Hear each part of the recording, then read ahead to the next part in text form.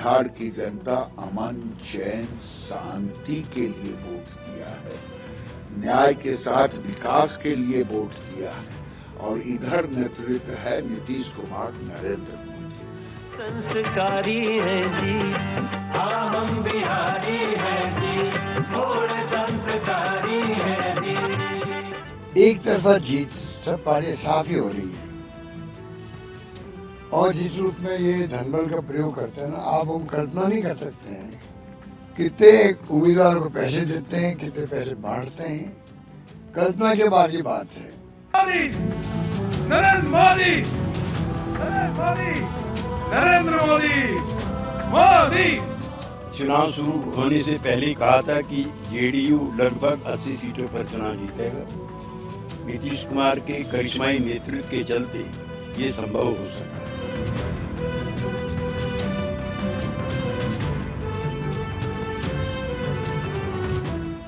फिलहाल ये जनादेश को हम स्वीकार करते हैं, जनता ने दिया है, और जो जीते हैं एनडीए उनको मैं बधाई देता हूं, शुभकामना देता हूं।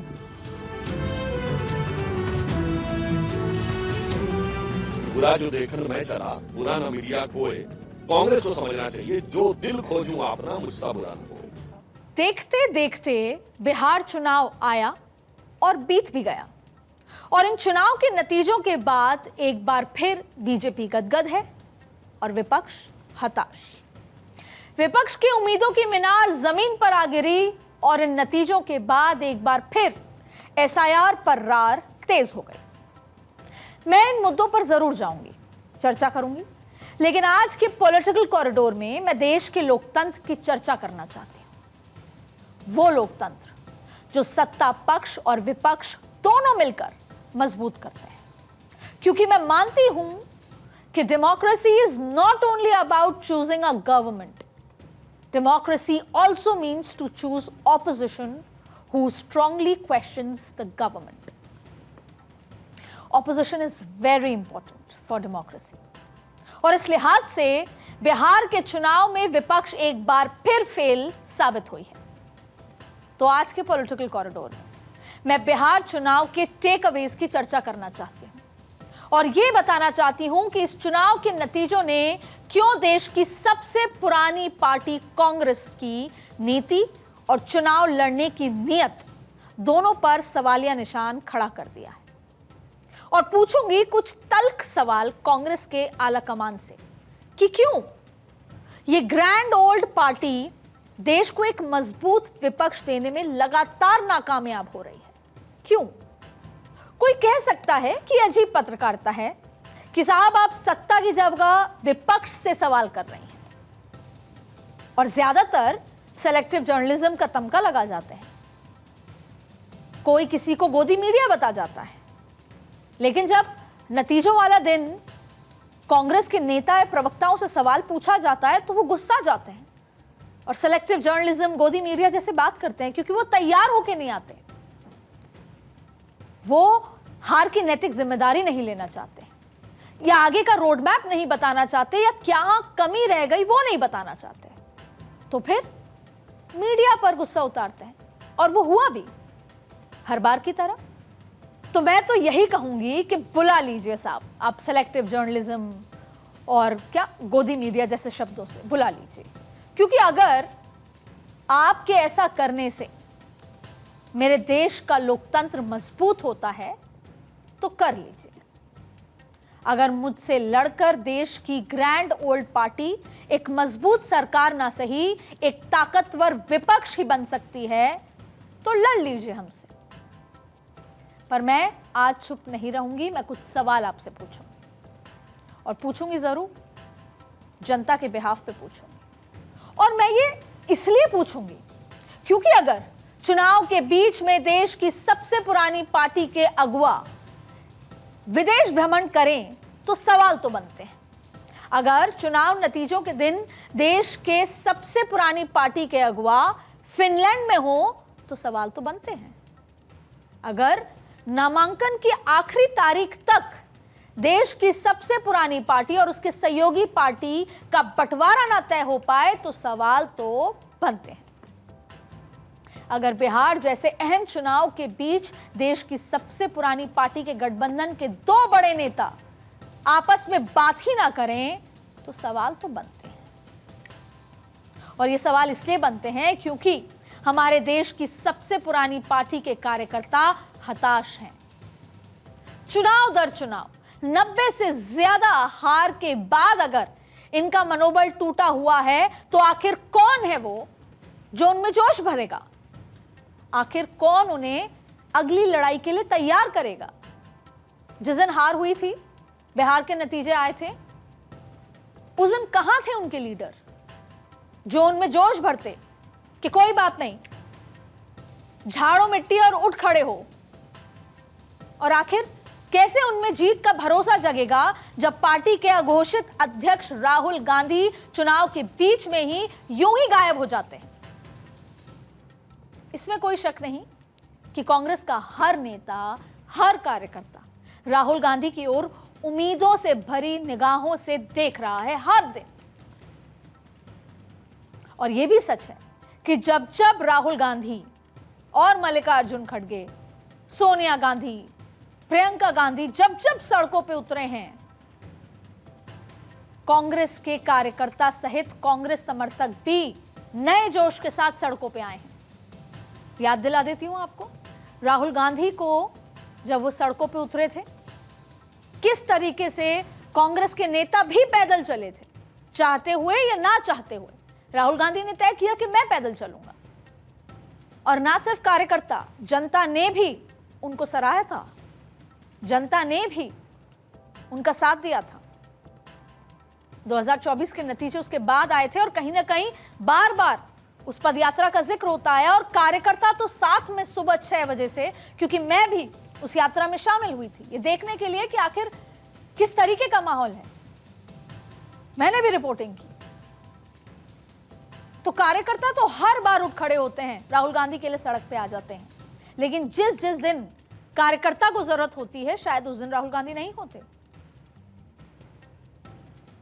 चुनाव के बीच पार्टी थितिल पड़ जाती है और कार्यकर्ता ये समझ नहीं पाते कि वो क्या करें, कौन गाइड कर रहा है उनको, लीडर तो दिख नहीं रहे। और आज मैं कांग्रेस के उन्हीं कार्यकर्ताओं और समर्थकों के लिए कांग्रेस आलाकमान से सवाल पूछ रही हूं कि क्यों जोर शोर से बिहार में चुनाव कैंपेन का आगाज करने वाली ये ग्रैंड ओल्ड पार्टी डिरेल हो गई? क्यों?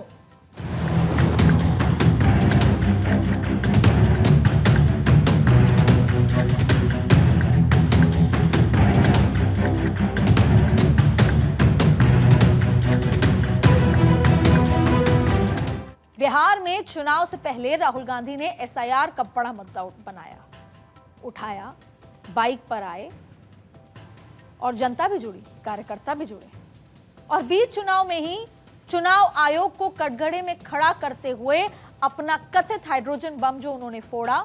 लेकिन चुनाव के नतीजे आए तो एनडीए का खेमा खुशियां मना रहा था, जबकि महागठबंधन के आंगन में सूनापन था। तो क्या अब कांग्रेस के लिए आत्ममंथन का समय नहीं आया? अभी तक 2014 से तो नहीं आया। मैं नहीं जानती वोट चोरी के आरोपों में कितना सच है और कितना फसाना, लेकिन यह बात तो मैं दावे से कह सकती हूं कि बिहार की जनता ने इस मुद्दे को फिलहाल तो नकार दिया है। अब यह अलग बात है कि कांग्रेस अब भी इस मुद्दे को छोड़ने को तैयार नहीं। एआईसीसी दफ्तर में बैठकें हो रही हैं, अलग अलग प्रदेश से लोग आए हैं, इस पर चर्चा की जा रही है, और मैं ये भी नहीं कहती कि वो इस मुद्दे को छोड़ दें। मुद्दा है, विपक्ष बैठे लेकिन लगातार पकड़े रखें, कस कर पकड़े रखें। पर भाई, अपने घर के झगड़ों और मुद्दों को भी तो समझ लीजिए। इंडिया गठबंधन से महागठबंधन, और अब कहां है ये महागठबंधन? केवल पार्लियामेंट में वो 15 दिन, जहां पर केवल वॉकआउट करना है, पार्लियामेंट नहीं चलने देनी। जैसे ही पार्लियामेंट खत्म, गठबंधन भी खत्म। कहते हैं कि चुनाव युद्ध की तरह होता है, जहां आप अपनी प्रतिभा का सबसे उच्च प्रदर्शन कर सकते हैं, लेकिन यहां सीन कुछ और ही है। आत्ममंथन में यह भी तो समझिए कि कांग्रेस कांग्रेस की हो रही हार की वजह क्या है? लगातार हार। और लोकसभा चुनाव में जब कांग्रेस ने संविधान और आरक्षण को लेकर नैरेटिव गढ़ने में कामयाबी पाई और पार्टी एकजुट होकर लड़ी, तो नतीजे भी कमोबेश सम्मानजनक रहे। लेकिन फिर क्या? महाराष्ट्र, हरियाणा, दिल्ली और अब बिहार, पार्टी की गुटबाजी ने एक बार फिर लुटिया डुबो दी। दिल्ली में तो एक बड़ा उदाहरण के तौर पर, दिल्ली में तो जो कांग्रेस की शीला दीक्षित के स्वर्णिम काल की रीपैकेजिंग भी करने में फेल हो गई थी कांग्रेस। और ऊपर से पार्टी में अंदरूनी हालात ये हैं कि आज शीला दीक्षित बेशक हमारे बीच नहीं रही, लेकिन आज भी दिल्ली कांग्रेस में शीला गुट के नाम पर नेताओं से भेदभाव की खबरें आती रहती हैं। आज भी दिल्ली के चुनाव प्रचार में, जब अभी दिल्ली का चुनाव प्रचार हुआ, तो कुछ नेता चाहते ही नहीं थे कि शीला दीक्षित का जिक्र भी आए। और बिहार की तो मैं बात ही क्या करूं। उत्तर भारत के हिंदी बेल्ट की जिम्मेदारी उस शख्स के पास है जो हिंदी समझ नहीं सकते। यह स्ट्रैटेजी थी। और अक्सर मैं अपने पर्सनल एग्जाम्पल से आपको बताऊं, कांग्रेस दफ्तर में मुझे ऐसे नेता टकराते हैं जो अपनी बात केसी वेणुगोपाल को समझाने के लिए मुझसे पूछते हैं कि जरा इसे अंग्रेजी में ट्रांसलेट करके बता दीजिए। एक उदाहरण आपको पंजाब चुनाव के दौरान का देती हूं। पंजाब चुनाव के दौरान यह तक सुना था कि कांग्रेस के कुछ नेता पंजाब के केसी वेणुगोपाल के पास एक शिकायत लेकर गए किसी एक दूसरे कांग्रेसी पंजाबी नेता के लिए। केसी वेणुगोपाल को पूरा मसला समझाया, लेकिन वो उनकी बात समझ नहीं पाए। तो जिसकी शिकायत की गई उसे केसी वेणुगोपाल ने प्रमोट कर दिया। अब केसी ये सोच रहे थे कि उन्हें जो लोगों ने कहा वो उन्होंने उनके मन की कर दी, और कार्यकर्ता ये समझ रहे थे, ये दुखी हो गए कि हमारी सुनी नहीं गई। तो इस कम्युनिकेशन गैप को जो नॉर्थ और केसी वेणुगोपाल के बीच में है, यानी नॉर्थ के कार्यकर्ता और केसी वेणुगोपाल के बीच में है, आखिर उसकी भरपाई कैसे होगी? कैसे जब कम्युनिकेशन गैप इतना मेजर होगा संगठन के सबसे सीनियर व्यक्तियों में से, तो कैसे चलेगा संगठन? कांग्रेस कब सही स्ट्रैटेजी के साथ चुनाव में आगे बढ़ेगी, चुनाव लड़ेगी, संगठन चलाएगी, संगठन को मजबूत करेगी? उत्तर भारत तो वो जगह है जहां पर कांग्रेस चाहती है कि एक बार किसी एक राज्य में वो अच्छे से जीत कर आ जाए, जिससे कि मैसेज जाए कि जो ये नेशनल पार्टी है कांग्रेस, वो उत्तर भारत में भी वर्चस्व रखती है जैसे कि दक्षिण भारत में रखती है। और वही उत्तर भारत के जो कार्यकर्ता हैं वो केसी वेणुगोपाल तक अपनी बात सही तरीके से नहीं पहुंचा पाते। बिहार चुनाव के बाद भी क्या कांग्रेस गलतियां सुधारेगी? एक अभी भी बड़ा सवाल है। और ये मैं नहीं कह रही, ये मुझे कांग्रेस के नेता बोलते हैं कि कुछ नहीं होगा, एक मीटिंग बुला ली जाएगी और फिर सब वैसा का वैसा। आत्ममंथन होगा, गलतियां या कोई जिम्मेदारी तय होगी, किसी की जवाबदेही तय होगी। अभी तक तो नहीं हुई। कई बार तो प्रमोट कर दिया जाता है, या फिर सिर्फ एसआईआर पर तकरार जारी रहेगी। सवाल है बड़ा।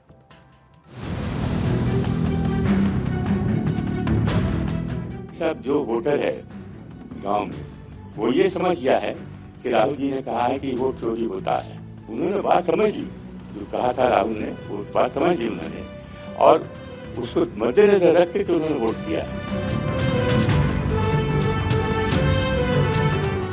में जो आपने 65 लाख 60 लाख जो आपने वोट काटा, वो किसका वोट था? हम लोग तो चिल्ला ही रहे थे पहले से। अभी भी मैं आपको प्रमाण दिखा दूंगा किस प्रकार से सेटिंग हुआ चुनाव में। क्या पर्पस है? हम भी जानते हैं कि इस बार बिहार के चुनाव में क्या हुआ है। सर की वजह से, एसआईआर की वजह से क्या क्या मैनिपुलेशन करी गई है। वोट चोरी जो है वो बिल्कुल होती है। बीजेपी बगैर चोरी किए, बगैर धन कुबेर के, बगैर झूठ बोले सरकार कभी नहीं बना सकती। बीजेपी ने तो प्रयास किया कि नीतीश की सरकार ना हो, बीजेपी की सरकार। तो बीजेपी तो देखिएगा कहाँ जाएंगे।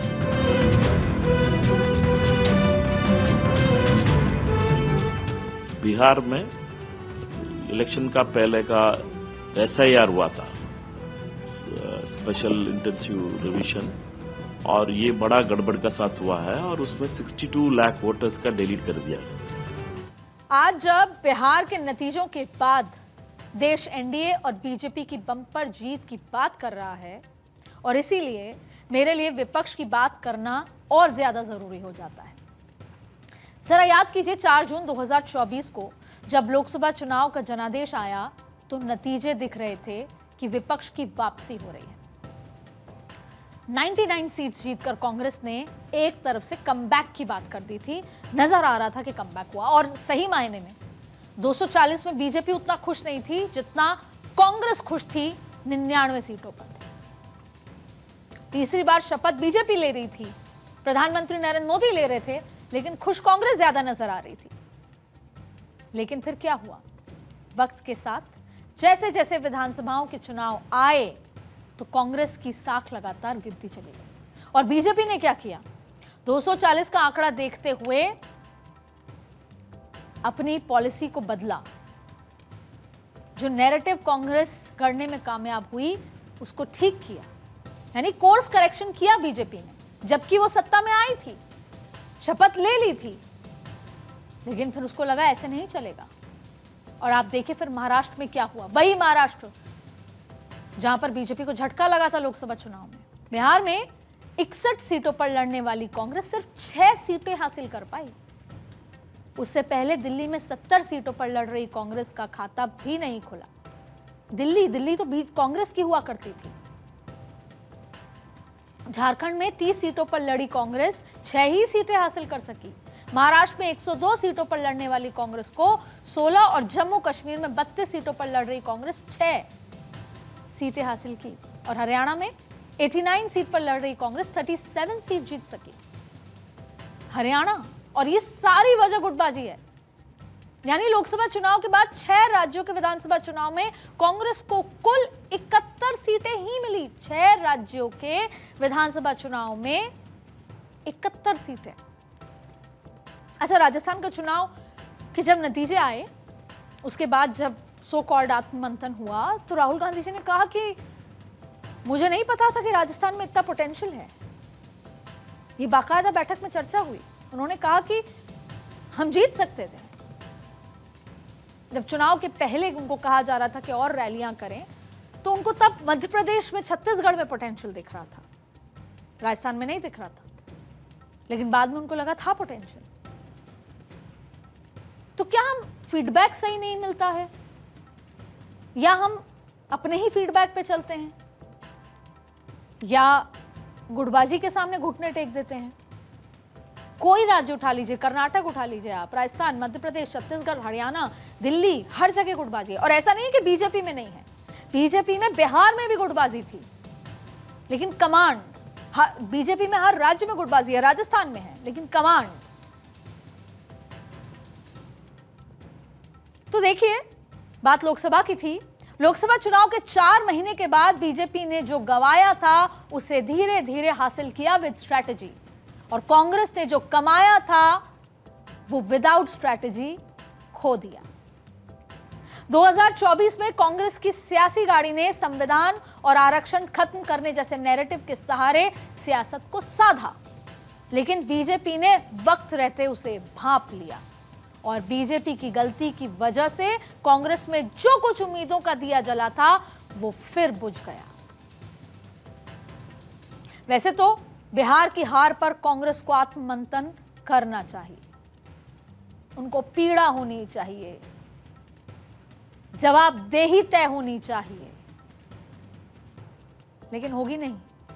लेकिन कांग्रेस अभी भी SIR और वोट चोरी जैसे दावों पर ही ध्यान लगा रही है, आगे के चुनाव के लिए शायद। तो फिर एक काम करते हैं, हम आपको बताते हैं कि वो कौन से ऐसे फैक्टर्स थे जिनकी वजह से बिहार का ये असर दिखा। देखिए, सबसे पहली वजह तो है पैराशूट नेतृत्व। कांग्रेस को ये जरूर लग रहा था कि हम वहां पर जीत जाएंगे, बहुत अच्छा करेंगे, लेकिन ये सपना देखा कांग्रेस ने, लेकिन कृष्णा एलोवेरा और केसी वेणुगोपाल जैसे चेहरे जिनको कांग्रेस ने जिम्मेदारी तो सौंपी, लेकिन बिहार के अंदर कांग्रेस का आम कार्यकर्ता उनसे कनेक्ट नहीं हो पाया और ना ही वो बिहार की जो जमीनी चीजें थी उससे कनेक्ट हो पाया। सही मायने में कार्यकर्ता ये बोलते हैं कि वो 5 स्टार होटल में रहते हैं, जमीन में आते ही नहीं है, जमीन की चीजों को समझते ही नहीं है। और जो बाकी दिल्ली से आए जो नेता होते हैं वो भी इन्हीं के इर्द गिर्द होते हैं। और ये जमीनी बात जो कार्यकर्ता हमें बताते हैं वो हम आप तक लेकर आए। दूसरा, राहुल गांधी की राजनीतिक लुक्का छिपी। बेशक राहुल गांधी एक क्राउड पुलर हो गए हैं। आप देखिए कैसे बाइक पे गए तो लोग जुड़े उनके साथ, अनएक्सपेक्टेड वो कभी कूद जाते हैं, तमाम तरीके की चीजें हैं, पानी में नजर आते हैं और लोग देखते हैं उनको, लेकिन फिर गायब हो जाते हैं। लोग उनके पीछे खड़े होना चाहते हैं, उनको सुनना चाहते हैं, लेकिन राहुल गांधी को जितना सुनना था उतना सुनाई नहीं दिया गया क्योंकि वो नहीं थे। राहुल गांधी ने बिहार चुनाव के दौरान कुल 14 से 15 रैली की और उसके इतर बीजेपी ने, प्रधानमंत्री नरेंद्र मोदी ने जो देश के प्रधानमंत्री हैं उन्होंने 15 रैलियां की, 1 रोड शो किया और अमित शाह ने कुल 25 रैलियां की। और इसके अलावा, क्योंकि ये कहा जाता है ना कि जो दिखता है वही बिकता है, इसके अलावा कांग्रेस का अगर जिक्र करें तो कमजोर तालमेल की वजह से महागठबंधन आखिर तक सीटों का बंटवारा नहीं तय कर पाया, आपकी एकजुटता नहीं दिख पाई और लोगों के मन में आपके लिए विश्वास नहीं पैदा हुआ। कुल 8 सीटों पर महागठबंधन के उम्मीदवार आमने सामने थे। फ्रेंडली फाइट क्या होता है? गठबंधन में, अलायंस में फ्रेंडली फाइट क्या होता है? तो वोट कटते हैं। आप साथ इसलिए ना क्योंकि आपके जो वोटर्स हैं वो एक जैसे हैं, इकट्ठे एक साथ वोट एक मुश्त करेंगे। और सभी 8 की 8 सीटें एनडीए ने हथिया ली, ये आपकी फ्रेंडली फाइट की वजह से। और ये सब विडंबनाएं कम थी कि महागठबंधन की सियासी बारात का दूल्हा कौन होगा, इसी पर पशुपेश रहा। तेजस्वी के नाम पर कांग्रेस चुप रही, राहुल गांधी मुंह फेरते रहे और आरजेडी वाले मुंह ताकते रहे। और फिर जब गहलोत साहब आए तब जाकर तय हुआ कि हाँ तेजस्वी ही चेहरा होंगे और उसके पीछे की वजह प्रधानमंत्री ने कट्टा वाले बयान देके उसे घर घर तक पहुंचा दिया। और अगर राहुल गांधी नहीं चाहते थे कि तेजस्वी सीएम चेहरा बने तो उन्होंने बहुत देरी कर दी। फिर 3 साल पहले वो बिहार में अकेले लड़ने की तैयारी करते, 3 साल पहले, तब जाके शायद कुछ हो पाता। 13 दिन पहले नहीं सोचा जाता ये सब। आपको अलायंस भी चाहिए और फिर आखिरकार आप एक्सेप्ट भी करते हैं, आखिरकार घुटने भी टेकने पड़ते हैं। तो फिर कांग्रेस ने कभी क्यों नहीं सोचा कि जो तमाम मुद्दे हैं ये उनकी जीत की राह में सारे रोड़ा बन गए और ये जो गलतियां की हैं ये कांग्रेस की राह की कील बन गई हैं। खैर, बिहार चुनाव तो बीत गया, आगे बंगाल की लड़ाई है और उत्तर प्रदेश की बड़ी चुनौती है। बीजेपी अभी से ही बंगाल के रण में कूद चुकी। बिहार में जीत के साथ ही प्रधानमंत्री नरेंद्र मोदी ने कह दिया कि गंगा नदी बिहार से होकर बंगाल पहुंचती है। तो अब ये कहने बताने की जरूरत नहीं है कि वो क्या कहना चाहते थे, लेकिन कांग्रेस आज भी बंगाल में क्या करेगी ये कोई नहीं जानता। कांग्रेस ममता के साथ मिलकर चुनाव लड़ेगी या अकेले, पता नहीं। ना ये किसी को पता है कि अगर ममता बनर्जी कांग्रेस के साथ चुनाव लड़ने को तैयार नहीं हुई तो राहुल की अगली रणनीति क्या होगी। और ना ही ये किसी को पता है कि बिहार की राह, ये जो चली है बिहार में राह, ये जो हार हुई है बिहार में, उसके बाद अखिलेश यादव यूपी में कांग्रेस के साथ जाएंगे या नहीं। और अगर नहीं जाएंगे तो कांग्रेस के पास विकल्प क्या है।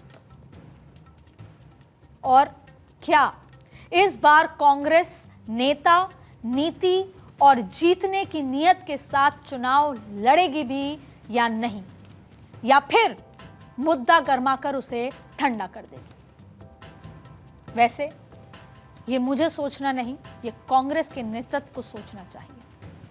और अगर मेरी सलाह माने तो आज से कांग्रेस के तमाम सीनियर नेता उत्तर प्रदेश चले जाएं, खास तौर पे राहुल गांधी, और इस प्रण के साथ जाएं कि अब मैं दिल्ली तब लौटूंगा जब मैं उत्तर प्रदेश में सम्मानजनक सीटें जीत कर आऊंगा। शायद इसी बात का इंतजार कांग्रेस के कार्यकर्ताओं को भी है। आज के पॉलिटिकल कॉरिडोर में बस इतना ही। देश दुनिया की बाकी खबरों के लिए बने रहिए भारत 24।